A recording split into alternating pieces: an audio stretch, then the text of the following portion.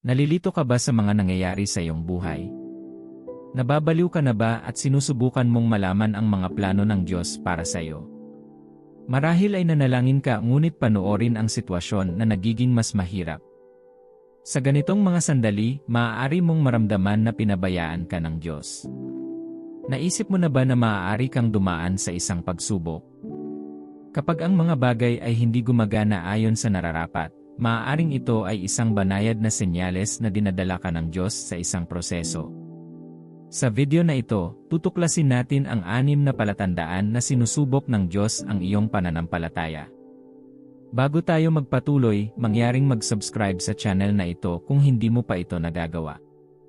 Kapag nakaramdam ka ng pagkaantala, nakakaranas ng pagkawala, pagtanggi, o kakulangan, huwag ituro ang mga daliri sa kaaway.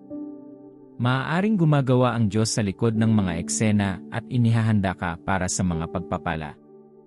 Maaari kang makaramdam ng pagkabalisa, o pagod sa paghihintay ng pagbabago. Minsan ang pagdududa ay nagsisimulang gumapang sa iyong puso. Baka magalit ka sa Diyos dahil tinalikuran ka niya. Minamahal, nasa mga ganitong sandali na dapat mong bigyang pansin. Maaaring sinusubok ng Diyos ang iyong pananampalataya. Maraming mananampalataya ang hindi nauunawaan na binabantayan ng Diyos ang kanilang mga kilos. Sa ganoong panahon, binabantayan niya ang iyong tugon sa mga sandaling tila siya ay tahimik. Sinasabi nito sa iyo na kahit sa kanyang pananahimik, may ginagawa ang Diyos sa iyong buhay. Ang tila pagkaantala sa mga panalangin at pagpapala ay isang yugto ng paghahanda. Tahimik na sinusubok ng Diyos ang iyong pananampalataya sa Kanya. Nais niyang malaman kung maniniwala ka sa Kanya, kahit na ang mga bagay ay hindi malabo. Kapag ang mga hamon na kinakaharap mo ay sumasalungat sa salita at mga pangako ng Diyos, mananatili ka pa rin ba sa Kanyang katapatan? Ang iyong tugon sa mga oras na ito ay magpapatunay ng iyong pananampalataya at pagmamahal sa iyong Ama. Ito ay magpapatunay na hindi mo lamang siya hinahanap dahil sa kung ano ang maaari mong makuha, ngunit dahil sa kung sino siya. Dumaan tayo sa 6 na palatandaan na nagpapahiwatig na ang Diyos ay nagtatayo ng iyong pananampalataya. Numero 1, mga naantalang sagot sa mga panalangin. Kapag gusto ng Diyos na malaman ang antas ng iyong pananampalataya sa Kanya, ang mga sagot sa iyong mga panalangin ay maaaring itigil. Maraming Kristiyano ang nagtitiwala lamang sa Diyos kapag mabilis niyang sinasagot ang kanilang hangarin. Nakikita lamang nila na mabuti ang Diyos kapag ibinibigay niya ang kanilang pangangailangan at inaasikaso ang kanilang mga alalahanin. Kung dadalhin ka ng Diyos sa pagsubok sa pananampalataya, makakaranas ka ng tagtuyot sa iyong dambana ng panalangin at katahimikan kapag kumatok ka sa pintuan ng langit. Minsan binabawi niya ang kanyang probisyon sa iyo upang makita kung ano ang iyong gagawin. Kadalasan, tinitignan ng Diyos ang iyong tugon kapag pinananatili ka niya sa panahon ng paghihintay. Paano mo haharapin ang pag-aantala? Patuloy ka bang nagdarasal at nagtitiwala sa Kanya? O naghahanap ka ba ng ibang paraan upang makakuha ng mga sagot sa iyong mga kahilingan? Ano ang gagawin mo kung ang iyong mga sagot ay biglang hindi nasagot? Magdadasal ka pa ba? Maniniwala ka pa ba na mayroong Diyos na sumasagot sa mga panalangin at nais lamang ang makabubuti para sa iyo? Magtitiwala ka pa rin ba sa Kanya sa kabila ng pagkaantala at katahimikan? Maraming mananampalataya ngayon ang sumasamba lamang sa Diyos kapag ibinibigay niya ang kanilang mga pangangailangan. Sinabi ni Jesus sa kanyang mga disipulo ang isang kwento tungkol sa kapangyarihan ng patuloy na panalangin. Isang balo ang patuloy na nagpapakita sa harap ng hukom sa kabila ng kanyang pagtanggi.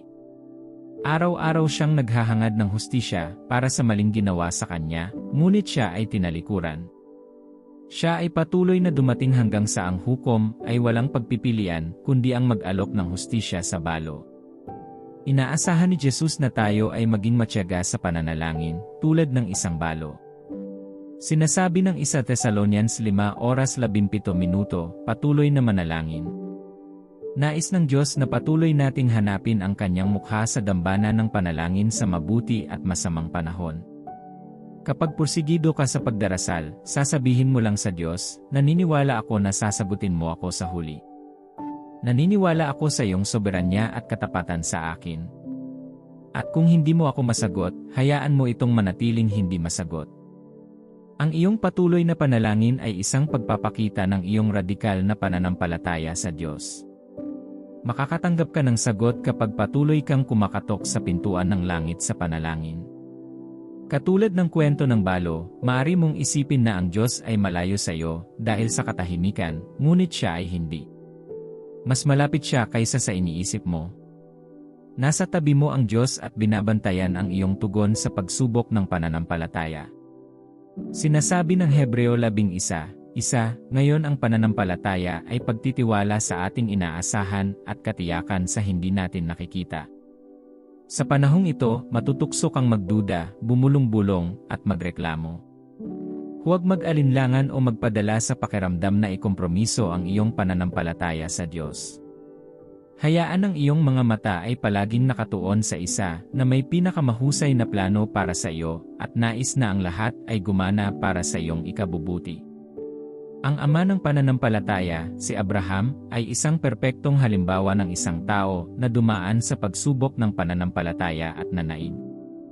Sa kabila ng lahat ng kanyang pinagdaanan, mula sa pag-alis sa bahay ng kanyang ama sa katandaan hanggang sa huli na paglilihi ng anak at pagsasakripisyo sa kanyang nag-iisang anak, lumakas lamang ang kanyang pananampalataya sa Diyos. Ito ang naging ama ng maraming henerasyon at nagdulot ng pagpapala ng Diyos sa kanyang buhay.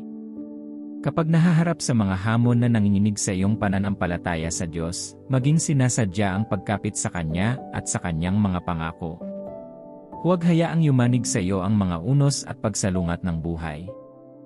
Sa halip na magpanik, sabihin sa problema ang laki at katapatan ng iyong Diyos. Ang mga pagsubok ay nagpapahiwatig ng isang banal na pagkilos ng Diyos sa iyong buhay. Sinusubukan niya ang iyong pananampalataya upang ihanda ka para sa mga dakilang pagpapala tulad ni Abraham. Kapag nakaranas ka ng mga naantalang sagot sa iyong mga panalangin, huwag sumuko o mapagod. Ito ay panahon ng pagbabago. Ang Diyos ay hinuhubog ka sa isang mas magandang bersyon ng iyong sarili. Nais niyang bumuo ng mas matibay na relasyon sa iyo na nakaugat sa Kanya. Kapag lumago ang iyong pananampalataya sa Diyos, hinahayaan mo siya na mas maipakita ang Kanyang sarili sa pamamagitan mo. Malalaman mo na ngayon ay lumalakad ka ng may banal na otoridad na nagpapatahimik sa bawat rumaragasang bagyo sa iyong buhay. Ang iyong mga salita ay magdadala ng kapangyarihan na nagiging sanhi ng bawat kaaway na yumukod sa harap mo. Magsisimulang gumana ang mga bagay sa iyong pabor. Mararanasan mo ang ginhawa at ang presensya ng Diyos. Sa yugtong ito ng iyong paglalakad kasama ang Diyos, dapat kang maging sensitibo sa mga pakana ng dyablo. Susubukan niyang gamitin ang mga naantalang sagot sa mga panalangin bilang isang pagkakataon upang magtanim ng mga binhi ng pagkabalisa, pagdududa, at takot sa iyong puso. Plano niyang akitin ka palayo sa Diyos, ilayo ka sa Kanyang presensya, at ilipat ang iyong tingin sa iyong Ama. Sinasabi sa Juan 10:10, ang magnanakaw ay dumarating lamang upang magnakaw at pumatay at manira. Ako ay naparito upang sila'y magkaroon ng buhay at magkaroon nito ng lubos. Plano ng kaaway na pagdudahan ka sa katapatan ng Diyos sa iyo. Napapansin mo ang gawain ng dyablo sa buhay ng isang mananampalataya kapag nagsimula silang maghanap ng mga sagot o tulong sa labas ng presensya ng Diyos. Kulang sila sa pasensya na maghintay sa Diyos at lumihis sa perpektong kalooban ng Diyos para sa kanila. Huwag hayaan ang mga panlilinlang ng dyablo sa iyo. Siya ang Panginoon ng panlilinlang at susubukan kang gumawa ng isang hakbang o desisyon na hindi itinalaga ng Diyos. Ang pagkahulog sa kanyang mga pakana ay magpapawala sa iyong paningin sa katapatan ng Diyos. Huwag sumuko sa kanyang mga pakana. Patuloy na kumapit sa salita ng Diyos. Hayaan ang iyong hindi matitinag na pananampalataya sa Kanya na sirain ang bawat plano ng dyablo at iwanan siya sa kalituhan. Maging sensitibo sa season na ito. Ang iyong Ama ay Diyos na tumutugon sa panalangin. Sa makatuwid, maging matyaga sa panalangin.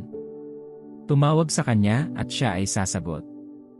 Numero 2, ikaw ay nakikipaglaban sa matinding labanan. Maaaring tahimik na subukan ng Diyos ang iyong pananampalataya sa pamamagitan ng matitinding labanan.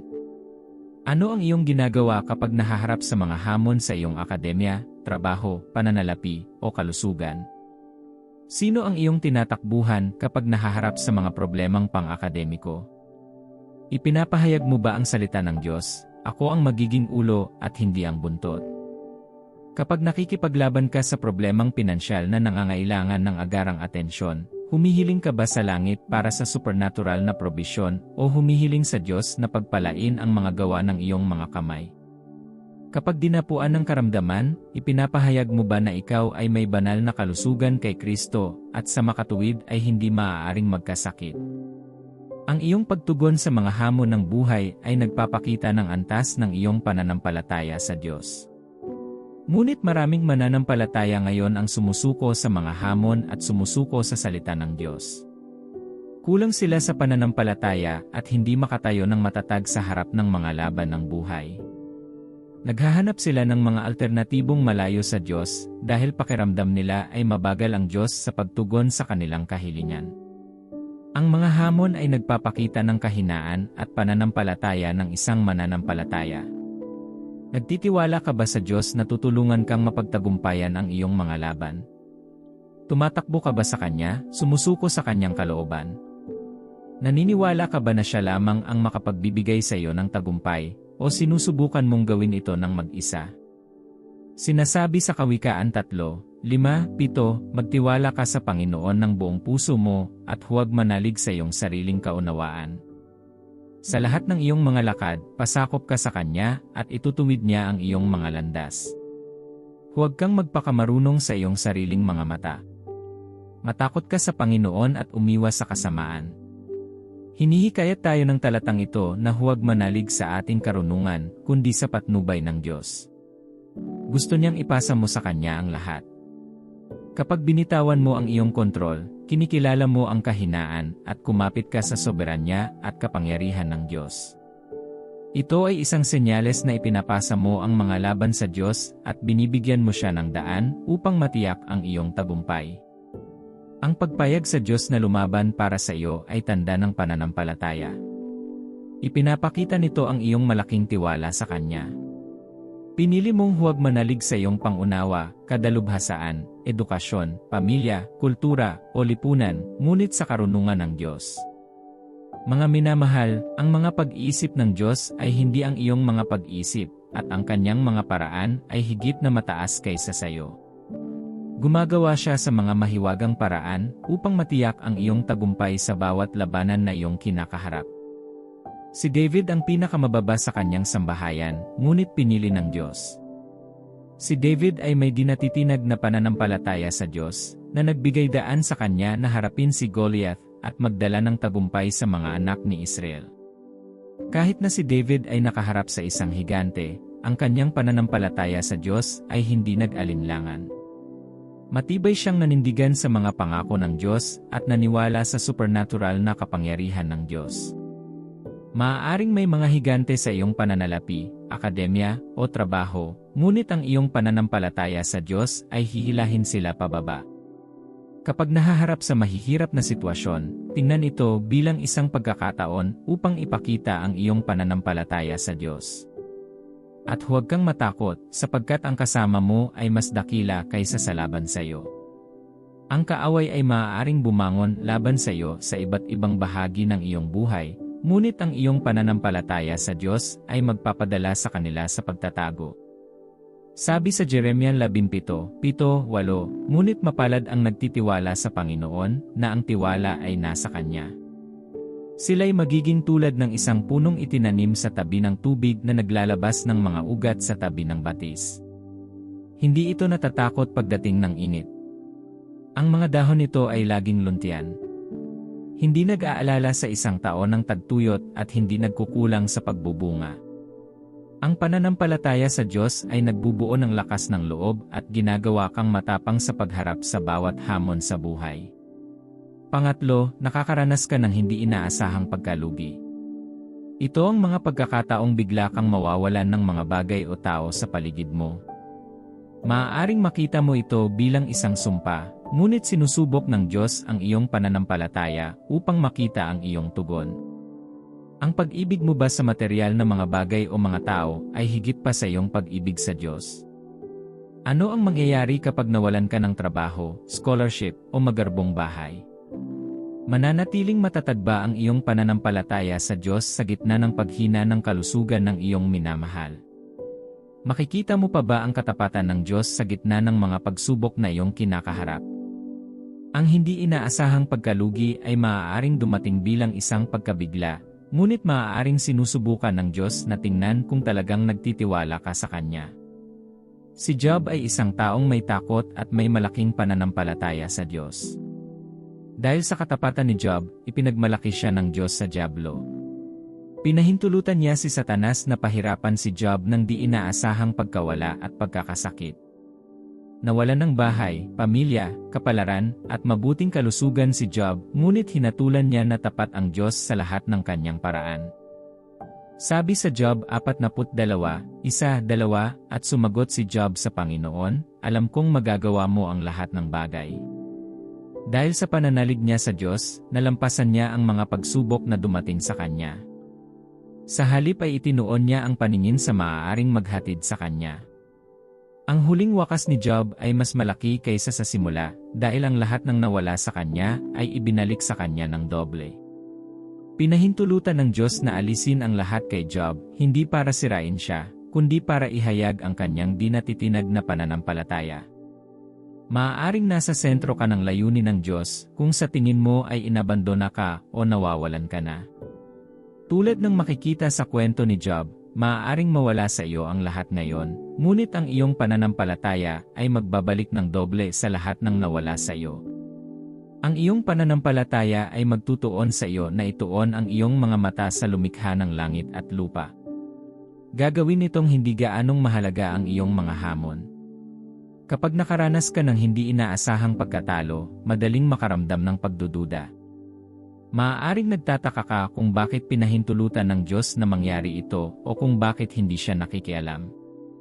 Gayunpaman, mahalagang tandaan na ang mga daan ng Diyos ay hindi sa iyo, at ang kanyang mga kaisipan ay hindi sa iyo. Nakikita niya ang mas malaking larawan at alam niya kung ano ang pinakamabuti para sa iyo, kahit na hindi mo naiintindihan. Ang mga paghihirap ay maaari ding maging isang pagkakataon para sa paglago at pagpipino. Kapag dumaan ka sa mga hamon, dapat itong maglalapit sa iyo sa Diyos.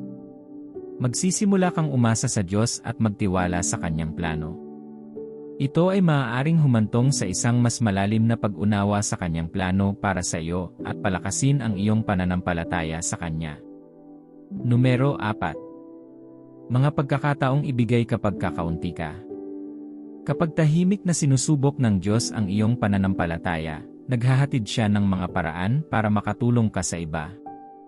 Kadalasan, dumarating ang mga pagkakataong ito kapag nahaharap ka sa kakulangan. Ito ay maaaring maging isang mapaghamong pagsubok, lalo na kapag ikaw ay nahihirapan sa pananalapi o walang sapat. Gayunpaman, sa mga sandaling ito, ang iyong pananampalataya ay lumalawak at natututo kang magtiwala sa Diyos ng higit pa. Ang kwento ng biyuda sa Biblia na nagbigay sa kanya ng huling 2 barya ay nagpakita ng malaking pananampalataya sa Diyos sa pamamagitan ng pagbibigay ng lahat ng mayroon siya. Nakita ni Jesus ang kanyang pagkilos at sinabi, "Ang mahirap na babaeng balo ay naghulog ng higit kaysa sa lahat ng iba."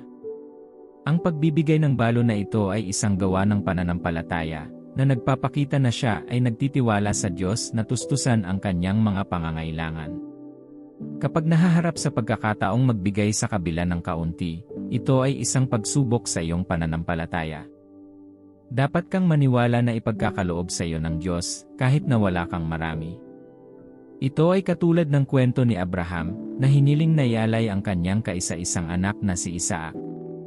Kahit na tila imposible, ang pagpayag ni Abraham na sundin ang Diyos ay nagpakita ng kanyang pananampalataya at pagtitiwala sa plano ng Diyos.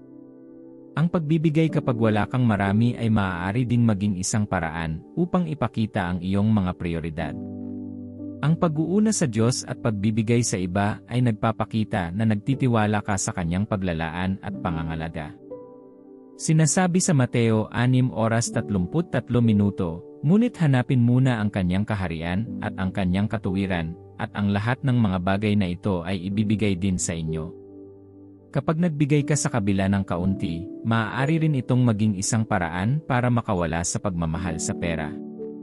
Kapag nakatutok sa pag-ipon ng kayamanan at ari-arian, madaling kalimutan na ang lahat ay pag-aari ng Diyos. Sa pamamagitan ng pagbibigay, kinikilala mo na ang Diyos ang may-ari ng lahat ng mayroon ka, at ikaw ay isang tagapangasiwa lamang ng kanyang mga mapagkukunan. Karamihan sa mga tao ay nararamdaman na kapag mayroon kang maliit, mas mahusay na itago ito. Gayunpaman, kapag nagbigay ka, nagtitiwala ka sa paglalaan ng Diyos at ipinapakita ang iyong pananampalataya. Tukuyin ang mga paraan na maaari mong ibigay. Maaaring ito ay paglago ng simbahan, pagbibigay, pag-aalay, at ikapu. Ang paggawa nito ay maaakit ang mga supernatural na pagpapala ng Diyos sa iyong buhay. Ang iyong pagbibigay, sa kabila ng kaunti, ay nagpapakita ng iyong pagtitiwala sa Diyos at sa kanyang banal na panustos upang matugunan ang lahat ng iyong mga pangangailangan. Numero 5. Kakulangan ng banal na patnubay. Ang kakulangan ng banal na patnubay ay maaaring maging isang mapanghamong karanasan para sa mga mananampalataya. Maaari nating tanungin ang kanyang presensya sa ating buhay kapag naramdaman nating tahimik ang Diyos o hindi nagbibigay ng direksyon. Maaaring subukan ng pakiramdam ng pagkadiskonekta na ito ang iyong pananampalataya, na nagtutulak sa iyo na magtiwala sa pakay ng Diyos, kahit na hindi mo nararamdaman ang kanyang patnubay. Kailangang magtiwala ni Moises sa pangako ng Diyos na makakasama niya, kahit na hindi niya alam kung ano ang sasabihin o gagawin. Nang ipadala siya ng Diyos upang pamunuan ang mga Israelita palabas ng Ehipto, nadama niya na hindi siya sapat at hindi sigurado kung siya ang tamang tao para sa trabaho. Sa kabila ng kanyang pag-aalinlangan, nagtiwala si Moises sa pangako ng Diyos na sasamahan at gagabayan siya. Sa katulad na paraan, kapag napaharap ka sa kawalan ng katiyakan at walang patnubay ng Diyos, matututo ka sa halimbawa ni Moises. Maaari kang magtiwala na ang Diyos ay kasama mo.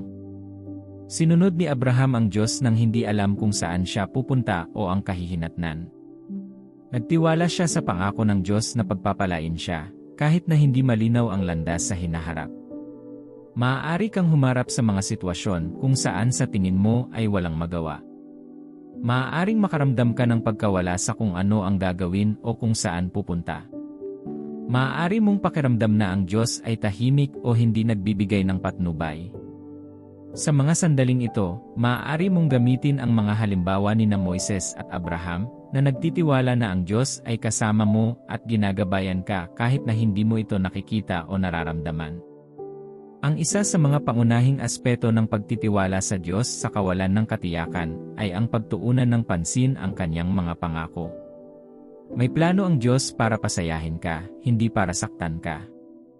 Ang pagtutuon sa mga katotohanang ito ay makapagpapatibay ng iyong pananampalataya at pagtitiwala sa Diyos, kahit na hindi mo naintindihan ang nangyayari. Ang isa pang mahalagang aspeto ay ang humingi ng patnubay mula sa salita ng Diyos.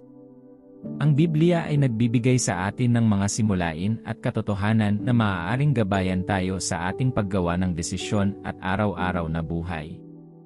Sa pag-aaral at pagsasabuhay ng banal na kasulatan, makakakuha ka ng karunungan at kaunawaan, kahit na wala kang malinaw na direksyon mula sa Diyos.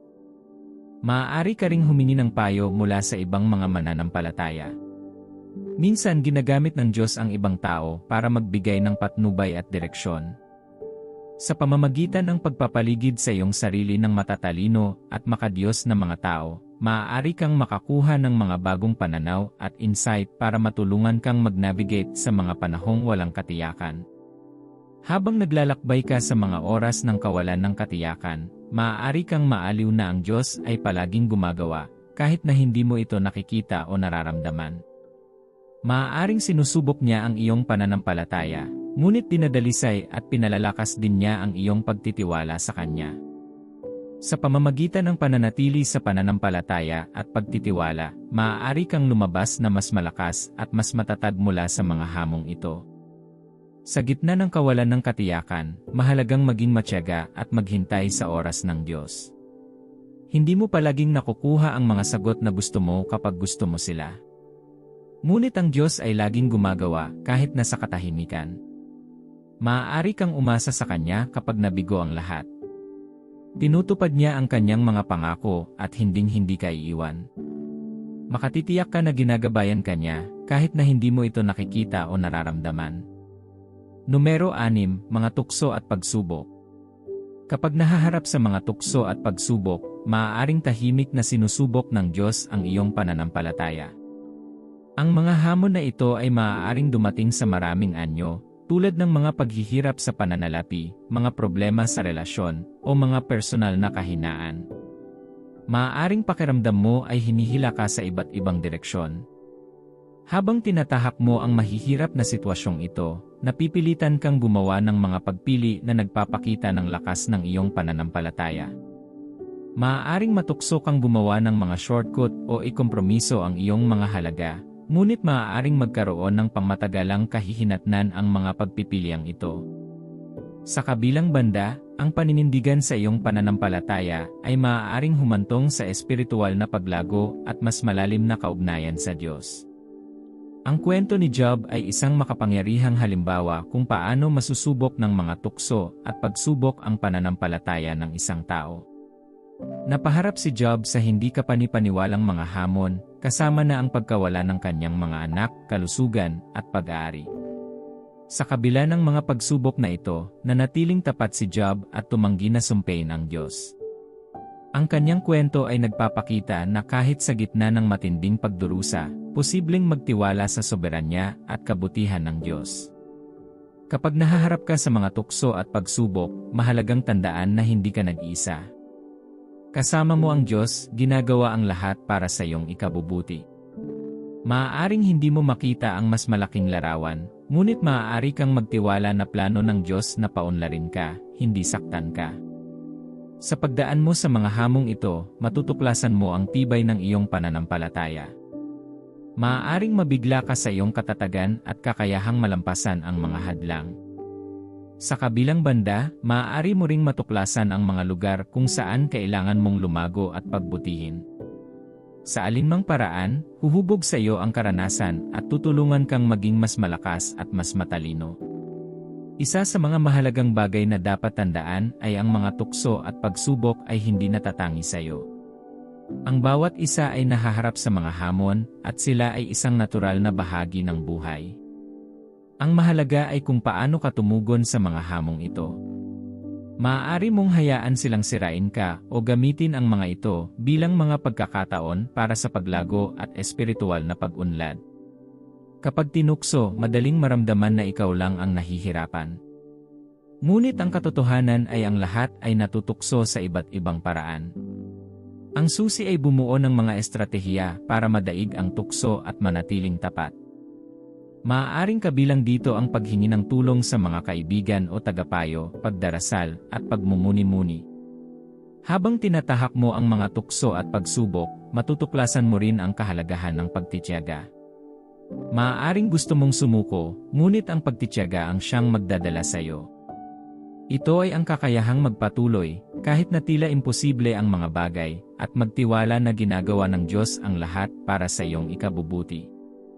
Magkakaroon ka ng mas malalim na pag-unawa sa katangian ng Diyos at higit na pagpapahalaga sa Kanyang pagmamahal at pangangalaga. Habang iniisip mo ang iyong mga karanasan sa mga tukso at pagsubok, maaari mong mapagtanto na sinusubok ng Diyos ang iyong pananampalataya sa lahat ng panahon. Pinipino, pinalalakas, at tinutulungan Kanyang lumago sa kung sino Kanya nilikha. At sa pagbabalik tanaw mo sa iyong paglalakbay, makikita mo kung paano ginawa ng Diyos ang lahat para sa iyong ikabubuti, kahit na hindi mo naintindihan ang nangyayari. Sa mga tukso at pagsubok, ang panghahawakan sa pag-asa at pagtitiwala ay mahalaga. Maaaring hindi mo makita ang liwanag sa dulo ng lagusan, ngunit palaging gumagawa ang Diyos. Ginagabayan ka niya, kahit na hindi mo nararamdaman ang presensya niya. Sa pamamagitan ng pagtitiwala sa Kanyang kabutihan at soberanya, maaari kang mag-navigate sa pinakamadilim na panahon at lalabas na mas malakas at mas matatag. Manalangin tayo. Ama sa langit, salamat sa salitang dinala mo sa akin ngayon. Salamat sa paglalahad ng mga palatandaan na tahimik mong sinusubok ang aking pananampalataya sa iyo. Mahabaging Diyos, ang pagmamahal mo sa akin ay walang pasubali. Salamat sa paglalahad ng mga misteryo sa iyong salita na magpapatibay sa aking pananampalataya at magpapaunlad ng aking relasyon sa iyo. Salamat, Panginoon. Panginoon, hinahanap ko ang iyong awa. Patawarin mo ako sa bawat uri ng kasalanan na nagawa ko ng alam at hindi ko alam. Hugasan mo ako ng iyong dugo. Linisin mo ako at gawin akong isang bagong nilikha sa iyo. Linisin ang aking pangalan mula sa aklat ng kamatayan at isulat ang aking pangalan sa aklat ng buhay. Ama, gawing sensitibo ako sa mga panlilinlang ng dyablo upang ako'y ilayo sa iyong presensya. Inihayag mo sa akin sa iyong salita na si Satanas ang Panginoon ng panlilinlang at hinahanap niya ang pagbagsak ng mga mananampalataya. Ama, ilantad mo ang mga pakana ng dyablo para mawala ang aking tiwala sa iyo. Ingatan mo ang puso ko sa bawat anyo ng pagdududa, pagkabalisa, o puot na maaaring subukang ihasik ng kaaway. Ama sa langit, bigyan mo ako ng biyayang maging sensitibo kapag nalaman kong naantala ang mga sagot sa aking mga panalangin.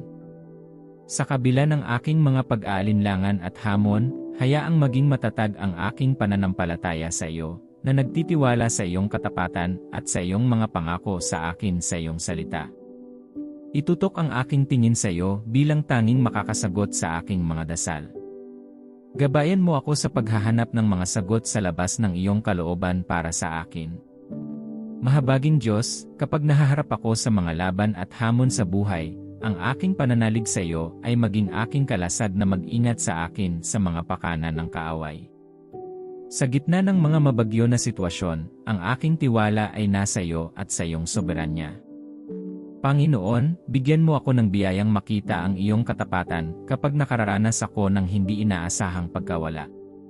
Habang hinuhusgahan ka ni Job na tapat sa kabila ng pagkawala ng kayamanan, pamilya, at kalusugan, palagin ang aking pananampalataya sa antas kung saan lagi kong hinahanap ang iyong katapatan sa lahat ng bagay, kapwa sa mabuti at masamang panahon. Habang ipinapakita ko ang aking napakalaking pananampalataya sa iyo, Panginoon, ibalik ang lahat ng maaaring nawala sa akin. Ama, sa harap ng mga pagsubok at tukso, hayaang hindi matitinag ang aking pananalig sa iyo, sa pamamagitan ng mga unos ng buhay. Hayaang maging matatag ang aking pananampalataya sa iyo anuman ang mga hamon na maaaring idulot ng kaaway. Hayaan ang aking mga mata ay nakatuon sa iyo, hindi ang mga sitwasyong kinakaharap ko. Habang pinabagsak ng pananampalataya ni David si Goliath, hayaang ibagsak ng pananampalataya ko sa iyo ang bawat higante sa buhay ko. Ama sa langit, bautismuhan mo ako ng biyayang makapagbibigay kahit kaunti ang kaunti. Binigay mo lahat ng meron ako. Bigyan mo ako ng pagpayag at kagalakan na magbigay. Ama, tulad ng binigay ng balo sa layunin ng Panginoon, maging buo ang pagbibigay ko sa iyo, walang pinipigilan at sinusunod ang bawat utos mo. Mahabaging Diyos, kapag kulang ako sa direksyon kung ano ang gagawin, hayaan mo akong hanapin ang iyong pangunguna. Hindi ako maasa sa aking pangunawa, kadalubhasaan, edukasyon, o payo mula sa mga tao. Sumasandal ako sa iyong pangunawa lamang, Panginoon. Kinikilala ko ang aking kahinaan at limitasyon sa pagkapit sa iyong makapangyarihang kapangyarihan at soberanya. Ama, ang mga iniisip mo ay hindi ko iniisip. Ang sa iyo ay higit sa akin. Sa makatuwid, patnubayan mo ako sa lahat ng mga araw ng aking buhay. Ama, bigyan mo ako ng biyayang lumago ang aking pananampalataya sa iyo sa pamamagitan ng iyong salita. Habang nag-aaral at nagbubulay-bulay ako sa mga banal na kasulatan, palakasin ang aking pananampalataya at itaguyod ang aking kaugnayan sa iyo. Hayaan ang iyong presensya na maging aking tirahan habang ako ay lumaki sa isang bagong espiritual na otoridad at antas ng kapangyarihan. Ama, naway ang iyong salita ang maging lampara na nagliliwanag sa aking mga paa at ang liwanag na nagliliwanag sa aking landas. Sa lahat ng aking ginagawa, Panginoon, ang salita mo ang maging kumpas na gumagabay sa akin. Panginoon, gawin mo akong ikrus ang mga landas sa mga taong magpapaunlad ng aking pananampalataya sa iyo. Ilayo mo ako sa sinuman o anuman ang mag-akit sa akin palayo sa iyong presensya o sa iyong kalooban para sa akin. Panginoon, habang hinahangad kong makasama ang mga may kaparehong paniniwala sa iyo, patatagin ang aking paglalakad kasama ka, dalisayin ako at hubugin ako sa iyong kalooban. Hayaang punan ng iyong presensya ang aking buhay at hayaang lumago ang aking pananampalataya sa isang hindi malulutas na antas na nakatayong matatag sa mga unos ng buhay at mga tukso ng dyablo. Panginoon, nagtitiwala ako sa iyo para sa pinakamahusay. Pagkatapos ng panahon ng pagsubok ko, hayaan mo akong tamasahin ang banal na pagpapanumbalik. Pagpalain mo ako gaya ng iyong pagpapala sa huling wakas ng Job. Binigay ko lahat ng tiwala ko sa iyo. Mangyaring huwag mo akong ilagay sa kahihiyan. Salamat dahil alam kong sinagot mo ang aking mga panalangin sa pangalan ni Jesus. Amen. Salamat sa panonood. Kung ito ay tumutugon sa iyo, bigyan ito ng isang thumbs up, ibahagi ito sa iba, at mag-subscribe sa aming channel upang ma-enjoy ang higit pang mga video tulad ng isang ito. Pagpalain ka ng Diyos.